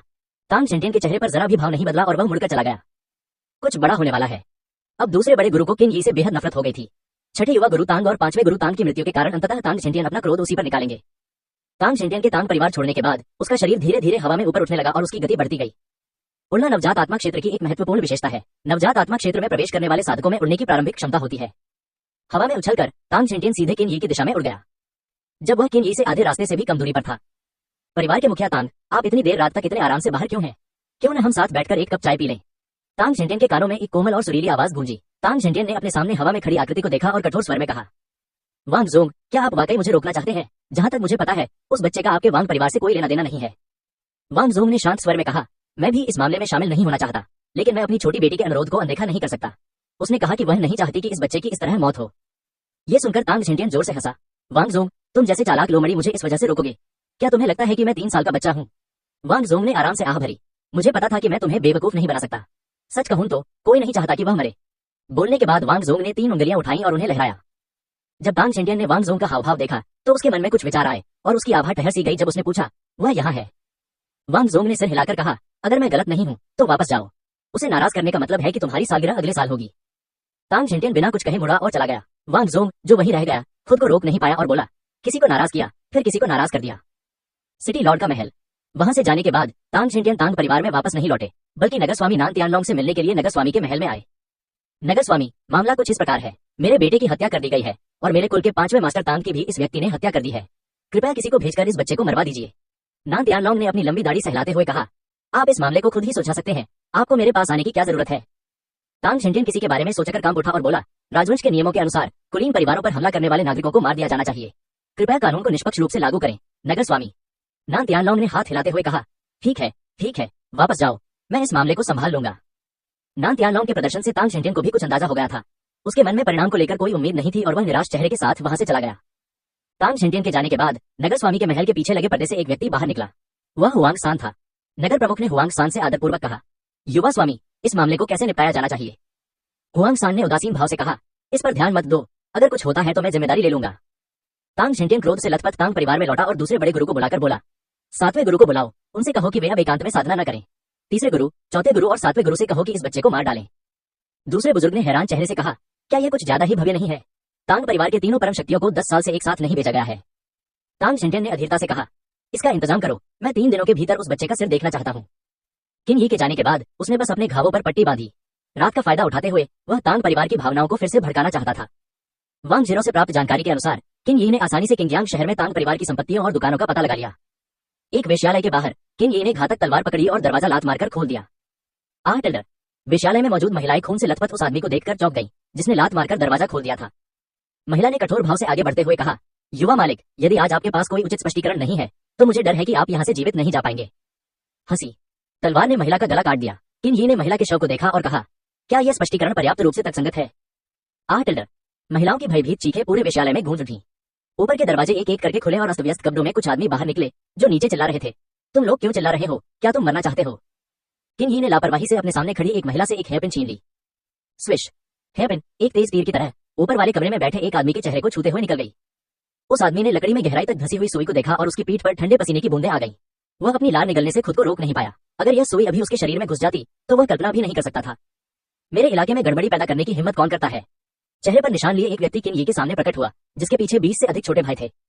अन्वेषण की दृष्टि से उसने देखा कि उस निशान वाले व्यक्ति की साधना स्वर्णकोर के अंतिम चरण में थी, जो 5वें मास्टर तांग जितनी उच्च नहीं थी और उसे कुछ समय पहले ही स्वर्णकोर के अंतिम चरण में प्रवेश करना चाहिए था। उसके पीछे चल रहे छोटे भाइयों की बात करें तो उनमें से कोई भी गोल्डन कोर दायरे तक नहीं पहुंचा था। किन यी के चुप रहने पर उसके छोटे भाइयों ने उसे घेर लिया। तब इन छोटे भाइयों ने एक एक करके विनम्रतापूर्वक कहा, 8वें गुरुजी, इस तरह की गंदगी के लिए आपको कार्रवाई करने की आवश्यकता नहीं है, भाई लोग इसका ध्यान रखेंगे। बेवकूफ, तुम तो यहाँ आकर हंगामा मचाने के लिए अपनी जगह का भी ध्यान नहीं रखते। 8वें गुरु के इलाके में आने की तुम्हारी हिम्मत कैसे हुई। अरे कुत्ते, घुटने टेक कर 8वें गुरु से अभी माफी मांगो, तब भी तुम्हें एक पूरी लाश मिल जाएगी। उसके कानों में गूंजती शोरगुल भरी आवाजें बत्तखों की क्वैक क्वैक जैसी थी।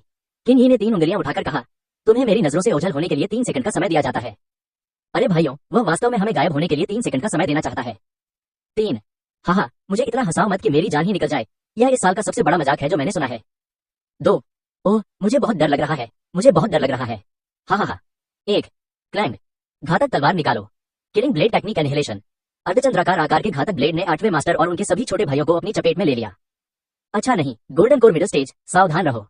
जब तक किन यी ने अपनी चाल नहीं चली तब तक 8वें गुरु को किन यी के स्तर का एहसास नहीं हुआ था। हंसी। अर्धचंद्राकार चंद्रमा गायब हो गया और 8वें गुरु को छोड़कर मैदान में मौजूद सभी लोग सुरक्षित खड़े थे। बिना किसी अपवाद के वे सभी छोटे भाई जो अभी तक शोर मचा रहे थे, उनकी सांसें थम गई थीं। अभी हुए हंगामे से वेश्यालय में मौजूद सभी मेहमान घबरा गए और एक एक करके अपने कमरों से बाहर निकल आए। लेकिन अपने कमरों से बाहर निकलते ही उन्होंने देखा कि किन यी ने एक ही तलवार से 20 से अधिक लोगों को मार डाला। आम लोगों ने ऐसा भयावह दृश्य पहले कभी नहीं देखा था। डरपोक लोग डर के मारे अपनी पैंट में पेशाब करने से भी डर गए थे। साहसी लोग भी डर के मारे पीले पड़ गए थे और कई लोगों ने तो सीधे उल्टी कर दी थी। कुछ देर की खामोशी के बाद वेश्यालय में जबरदस्त अफरा तफरी मच गई। खून की तीखी गंध के साथ साथ चीखें, चिल्लाहटें और कदमों की आहट भी सुनाई दे रही थी। किन यी खून के तालाब में खड़ा था, मानो नरक से निकला कोई दानव हो, और घबराई हुई भीड़ को देख रहा था। मिली जुली आवाजें धीरे धीरे शांत हो गईं और सभी लोग डर से किन यी की ओर देखने लगे। जो महिलाएं अपने रोने को रोक नहीं पाईं, उन्होंने अपने मुंह को हाथों से कसकर ढक लिया, इस डर से कि एक भी आवाज निकालना उनके लिए विपत्ति का कारण बन सकता है। किन यी ने 8वें गुरु की ओर देखा और शांत स्वर में कहा, अब मरने की आपकी बारी है। बेतुका है, क्या तुम्हें लगता है कि तुम मुझे मार सकते हो। 8वें गुरु ने व्यंग्य करते हुए कहा, ओह, एक समय कोई ऐसा भी था जो तुम्हारी तरह इस पर विश्वास नहीं करता था। उसका नाम 5वां गुरु था, क्या तुम उसे जानते हो। किन यी ने धीमी और संयमित स्वर में कहा, हत्या की तलवार तकनीक नरसंहार। किन यी ने हमले की अगुवाई की और 8वें गुरु ने अपनी कमर से एक कोमल तलवार निकाली। क्लैंग क्लैंग क्लैंग, तलवारें आपस में टकराईं और चिंगारियां उड़ने लगी। कुछ ही दौर के बाद 8वें गुरु की कोमल तलवार का शरीर दरारों से भर गया था। किलिंग ब्लेड को पीछे मुड़कर देखने पर ब्लेड से एक ठंडी रोशनी निकल रही थी और ब्लेड पर एक भी धब्बा नहीं था। क्लैंग क्लैंग क्लैंग क्लैंग, 1 दर्जन राउंड के बाद किलिंग ब्लेड ने 8वें मास्टर के गले को भेद दिया। टकराना, 8वें गुरु का शरीर जमीन पर गिर पड़ा। चेतना के अंतिम क्षणों में उन्होंने किन यी की आवाज सुनी। तुम्हारी आंखों से ऐसा लगता है कि तुम 5वें गुरु को जानते हो। नीचे जाओ और उनके साथ चलो। डिंग, तांग परिवार के महत्वपूर्ण व्यक्ति 8वें मास्टर तांग को मार गिराया गया। 5 गुण अंक का पुरस्कार जारी किया गया है। अपने साधना कौशल में प्राप्त गुण अंक जोड़ने के बाद उसने 8वें गुरु की स्थानिक अंगूठी उठाई, विश्यालय में भयभीत होकर चुप हो चुके लोगों को देखा और कहा, तुम अभी तक जाग क्यों नहीं रहे हो? ये सुनकर लोगों का वह समूह ऐसे चला गया मानो उन्हें क्षमादान मिल गया हो, और विश्यालय में मौजूद सभी लोग 1/4 घंटे से भी कम समय में पूरी तरह गायब हो गए। किन यी को मशाले और तेल मिले और उसने पूरे विश्यालय में आग लगा दी। घने धुएं से भरे विश्यालय को देखकर किन यी मुड़ा और वहां से चला गया। किंगयांग शहर के विभिन्न स्थानों पर भी यही घटना घटी। ये रात निश्चित रूप से अशांतिपूर्ण रहने वाली थी।